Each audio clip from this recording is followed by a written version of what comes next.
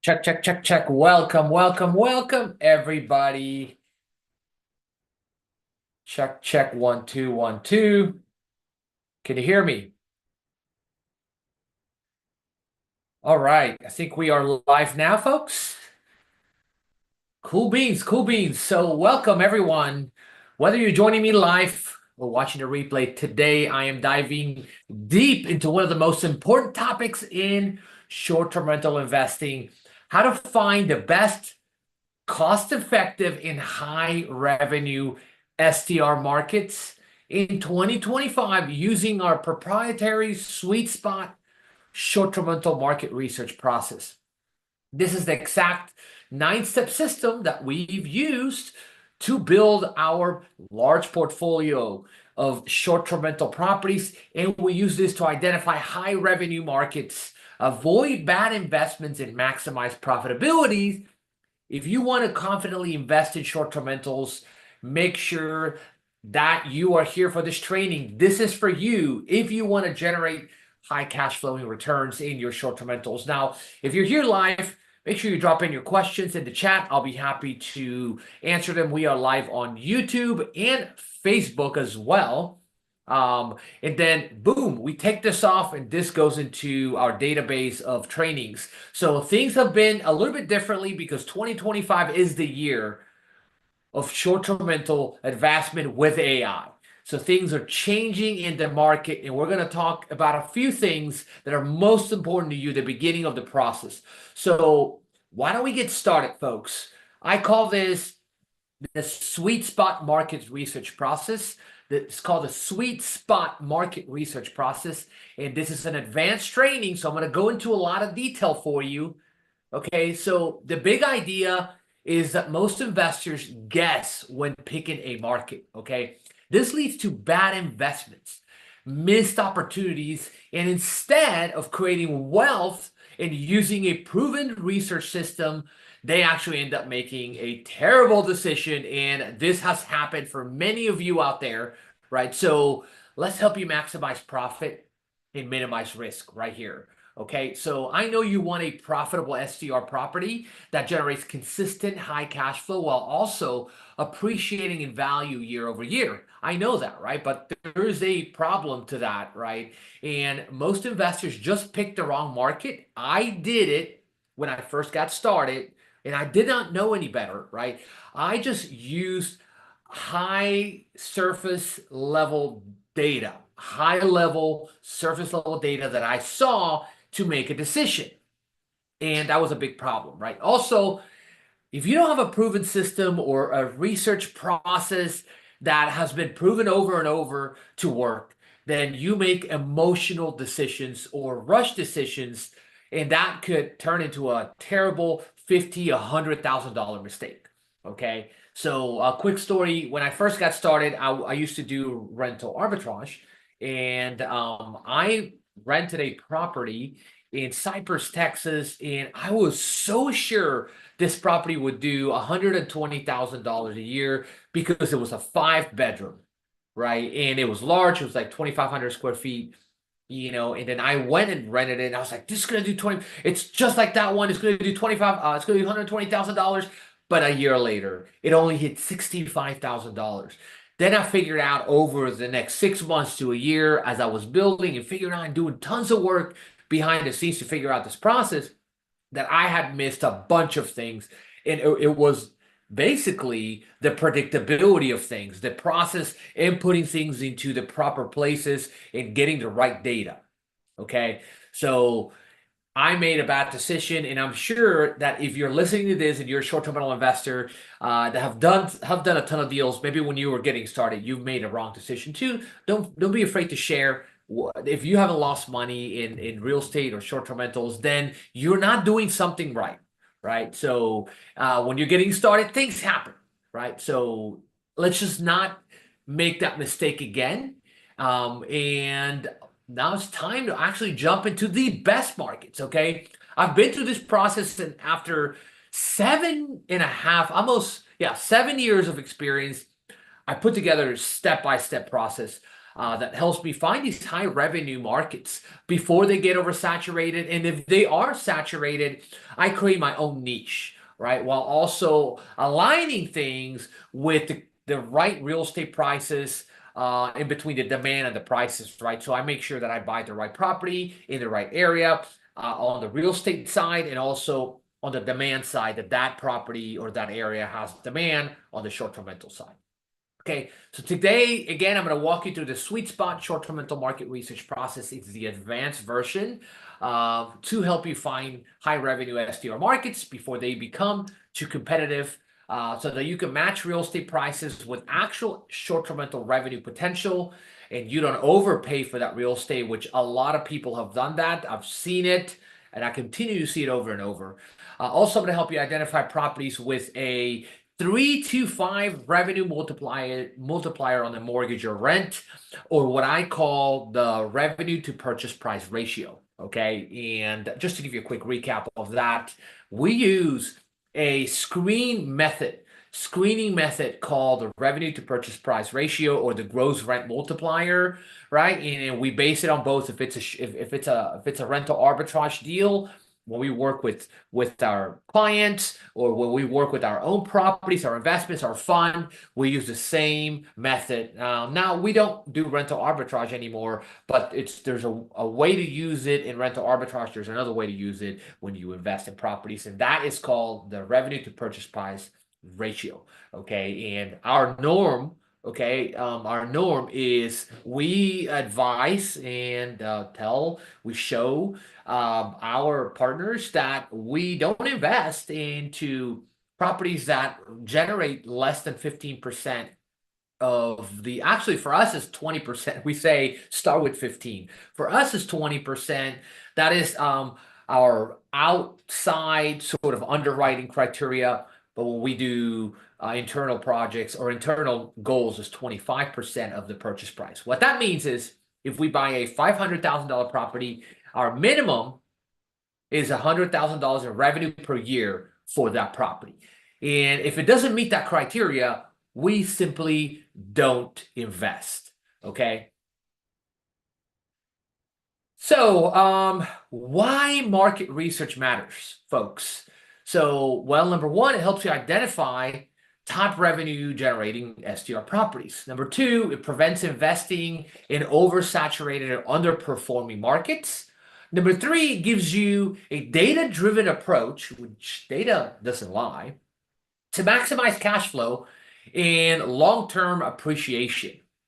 Okay. And number four, it helps you understand the market pulse. What is it doing? Because you're looking at the data from the year before, from the 3 years, 5 years before. We go up to 5 years in data when we're doing our research. Okay. So you actually get to look at the supply and demand, and it helps you avoid dead-end markets. There are many of those. There are super saturated markets. There are rural markets that I would never invest in. And there are some markets that used to be great and now they are not. Right? Revenue growth trends. We get to look at the year-over-year performance. Seasonality helps us look at how fluctuations impact income, right? And occupancy rates. Regulation risks, right? It gives us a view between the stability and legal uncertainty, so that we can be sure that we're going into a market that we're not going to get shut down, right, in 6 months or 3 months. So also on the HOA side, we look at different types of regulations, right? Neighborhood regulation. Also, we look at city regulations, right? Investability, or the ability to invest, helps us just understand market entry costs. So when you come in, how much down you have to put, and compare that to revenue potential, which is the main point that I'm trying to make here. Okay. Revenue and occupancy rates, right? What short-term rentals actually earn. Very, very important. And lastly, booking lead time and length of stay, which means how many days in advance, aka booking lead time, are people booking. That's what booking lead time means. And length of stay is how many days are they staying. These are guest behavior trends that allow you to understand how full and predict your occupancy rates, right? So now let's dive deep into the 9-step sweet spot process, right, for short-term rental market selection. Okay. Step one, I tell clients or partners when we do our deals, like, hey, let's figure out like what are we gonna start with what is our main goal? What I call it's defining your financial goal. We're starting with that in mind. What's that revenue goal and what's that profit goal? Right. So revenue doesn't matter as much, but it does come into consideration when you essentially are doing your underwriting because you're going to have a ton of expenses, right? And you got to make sure you are under that threshold. So, but what's the profit goal? Most importantly, how much do I want to make per property, right? So I usually do not invest in properties that do net me. Now, this is as of 2023 to 2024, right? As we all know, things have changed in the short-term rental landscape. So now you've got different, more competitors. You've got a lot more tech involved, and you've got to really stand up your game, right? You've got to raise your standards when it comes to investing in this industry because now it's professionalizing. It's becoming a professional industry. Okay, and what that means is that there's going to be more competition, more professional operators. Okay. So we want to simply eliminate that by really defining our niche, is what we call, right? So we don't invest in properties that generate less than $50,000 net per property per year. And in order to do that, you've got to be anywhere between 100 to 150,000, right? 150,000 in top line revenue. Okay. As you define your financial goal, you want to work backwards to eliminate, right? Determine the cash flow, right? So we'll determine your gross revenue, determine the expenses, and determine the cash flow, and determine what's needed in as far as occupancy to achieve that and to hit that goal. So step number one, define a financial goal by starting with the end in mind. Step number two is defining your investment budget. How much do I have to invest? What can you invest? If you're in the comments and take some guesses, right? If you're in the comments hanging out here on this live stream, make a couple guesses. Let me know how much you have to invest. And I'll tell you what's right. So I'm not looking at the comments, right? Because I've got our bullet points here. So I want to make sure I give you the best presentation. I don't miss anything out. So, but I will respond to your comment right after this. So, investment budget. I say, and I tell, well, we work with partners, right? And we've worked with so far over 75 clients. We operate our own private equity fund. We've got a large $12.5 million portfolio under contract of 18 properties, and we've done over 12 to 13 strategic partnerships. So this is not a new landscape for us, right? I've been in this business and done over 130 transactions since 2018, right? So we know what we're doing. And when it comes to defining your budget, you've got to consider all costs, right? Some people miss costs. And in order to do that, you literally just have to jot them down. What are those costs? And use a tool. Use a checklist. So for those of you who are watching, we're going to give you our checklist, actual, market research checklist today so you can download for free. All right. So consider all costs, down payment, furnishings, expenses, right? There are fluctuating expenses, variable, and then there are fixed expenses, right? And there's taxes, there's insurance, right? There is your mortgage payment that gets broken down into the ones I just mentioned: taxes, insurance, principal, and interest. There's furnishings, there's ongoing maintenance costs, and one that everybody forgets, there are reserves. Okay. So that's step number two, defining your total investment budget. Okay. Step number three is choosing the right market and micro market. So here I have a top-down approach, which helps me helps me figure out. And I'm going to tell you one thing that I sort of like realized today, and I made it much more simpler for you, right? I call it the choosing your best market, but it's essentially a top-down approach that starts with your general, like your full city level market. So for example, I'm going to just make an example of the city that I'm most familiar with. Top down level approach. City is your market. Okay. And call it downtown or midtown is going to be your, or let's call it a city. That's downtown is kind of small. Like, let's say, the Heights, which is an area, the Heights is your submarket. And then the street where all the areas, the main street, I believe, right, where all the really cool spots are, that's your micro market. So you go from city level to area level, neighborhood level to street level, right? So that when I'm looking at, I'm like, okay, what do I want to go invest? Like, cool. Okay, this city's so big. Now let me go to an area, right? Like if I am in Cyprus, for example, so I'm in Houston, Cyprus will be my sub market. Houston would be my actual general market, my top market, right? And then sub market goes to Cyprus, and then I would invest. I actually have two properties in Cyprus, Texas, right? And then I would choose sort of the area. Okay, this is going to be like the Jones in Cypress Wood and 249 area. Like that's my little micro market in this couple of these streets. And then I go find. Now, you could always find properties at the submarket level and then sort of figure out, how far they are, what the revenue is between them. I try to find if there are comparables of the numbers I'm trying to hit, then I know I can hit those numbers, right? So choosing the right market and micro market top-down level approach goes market, sub-market, and micro market. We use AirDNA, STR insights, Match Visors, market dashboards, price size market dashboards, all the rooms. I mean, we use them all. We don't take any of them to say, oh, I know that I'm going to make that money because this tool says that. I just use 4 to 5 tools to understand the data and how the market behaves. And what if I'm finding a niche property, for example, that I want to mimic, right? And I want to say I'm going to beat this one, and I'm going to do it better than them. Then what I do is I look at it in different tools.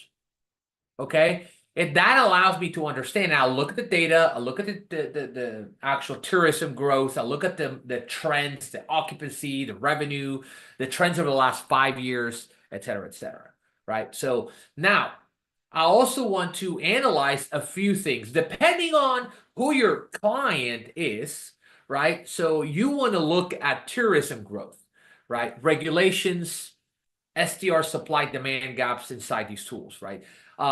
Nothing, we don't really look so much into too many of the real estate metrics.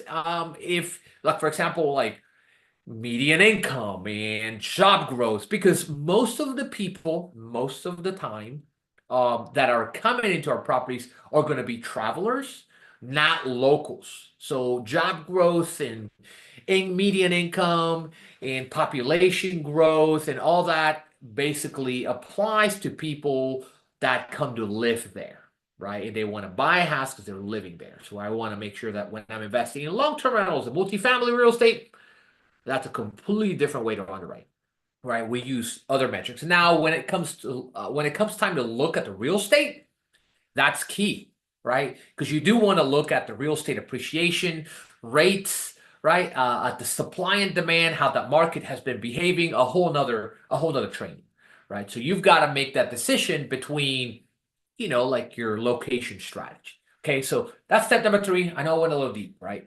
So step number 4, identify the most profitable property types. Now that you've figured out what area, what type of property, what bedroom count, amenities, and styles make the most money? Simple.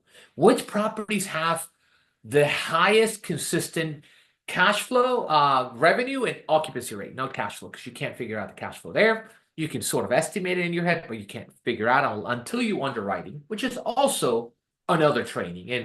And maybe we'll do, if you vote here, if you're watching this, make a comment, and maybe we'll do an underwriting training next week, right? So You got to ask yourself, what's oversaturated? What is missing? Okay, because sometimes if we find a property type that's beautiful, that looks like it's making a lot of revenue, but then there are 15 other properties that are doing about the same in a little area, then that means it's going to be tough and you're going to have to spend a lot more time, a lot more money, put a lot more effort to pass that, right? So you want to be in between 3 to 4 properties that are doing well, no more than 15 in that micro market, no more than 10, no more than 8, actually. That just went half of that, totally half in about a matter of 2 seconds. Step number 4, identify the most profitable property type. And you've got to make that decision based on the data that you just looked at in step number 1, 2, and 3. Step number 5, assessing real estate prices and affordability. Okay, affordability basically, if you can afford it, right? So you've got to compare the STR revenue versus the purchase price. And we've got a screening method for that, screening of 20%. For us, I recommend 15%. And we want to do that in order to avoid overpaying in overpriced markets. Because some markets might look like the market is phenomenal when it comes to short-term rentals. It makes a lot of money.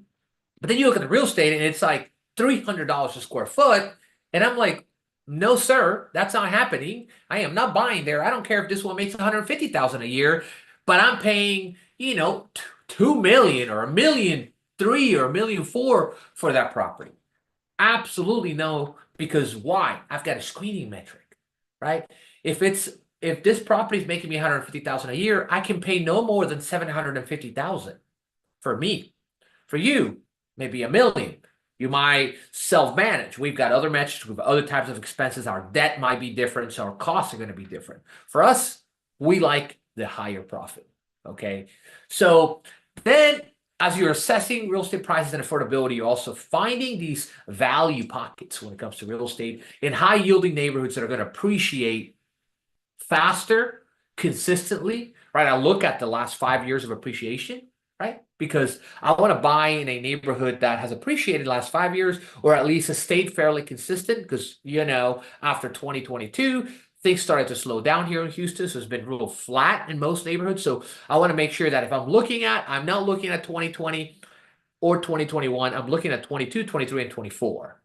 Okay, that type of data for real estate. So we're avoiding anomalies like the COVID pandemic time in 21, which was a spike in insane real estate sales, and even most of 2022. Step number 6 is project short-term rental revenue.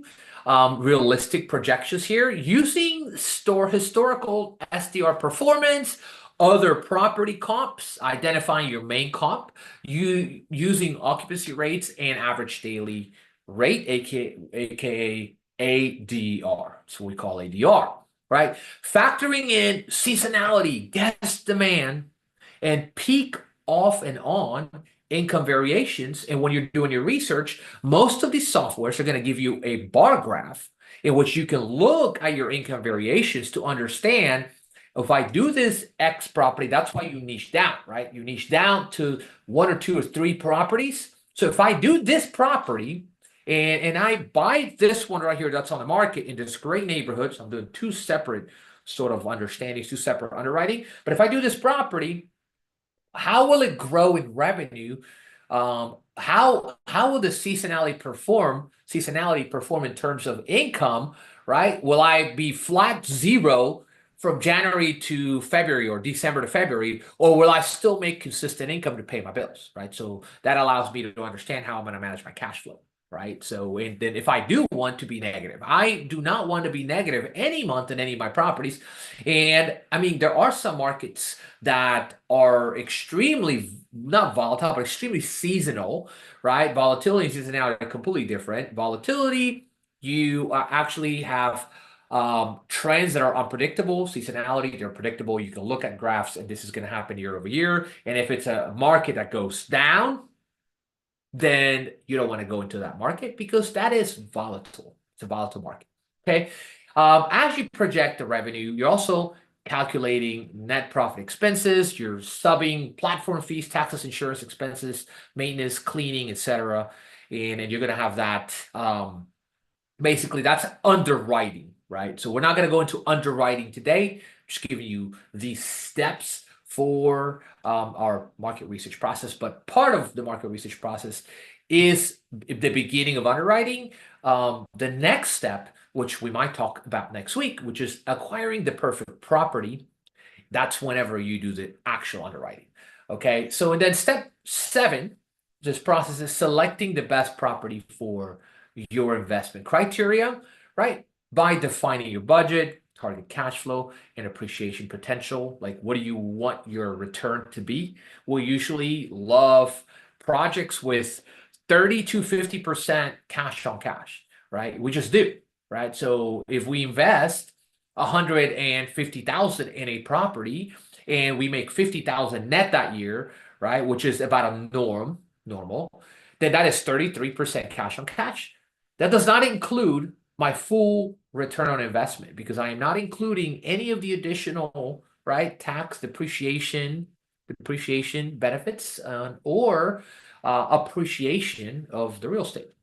And then step number 8, defining your multiplier, which this is part of the underwriting as well. And as I mentioned earlier, understanding your ROI, looking at the revenue to purchase price ratio. I look at typically at a 3 to 5x revenue multiplier on mortgage or rent, specifically more towards rental arbitrage. And then I tend to do a screening with 20% or more of revenue.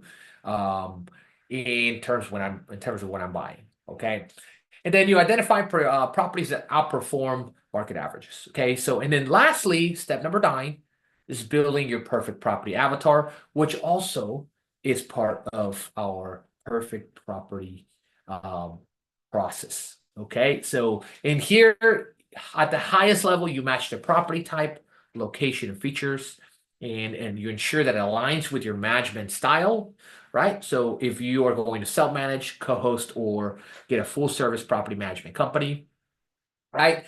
And does it have the right amenities, layout, and guest expectations, right? So these are little things, and I'm not going to go too deep into those. Just want to give you the high-level overview. So final takeaway, how to use the sweet spot process in 2025. Well, market research is a foundation of short-term rental success, and this 9-step process eliminates guesswork and finds high revenue properties that will cash flow you is what you want, right? The goal here is to find a property that creates 3 to 5x your mortgage or rent while staying sustainably profitable and having success in the long term. All right, so that's all for you today, folks. So thank you for being here. And in the comments, I'm going to drop our STR market research checklist for you. Have a fantastic week. See you soon.